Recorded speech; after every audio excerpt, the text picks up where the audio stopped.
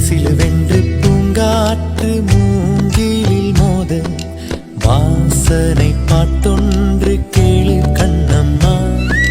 அலை அலையாக ஆனந்தம் தாளமும் போட பூங்குயிலாட்டத்தை பாரு கண்ணம்மா.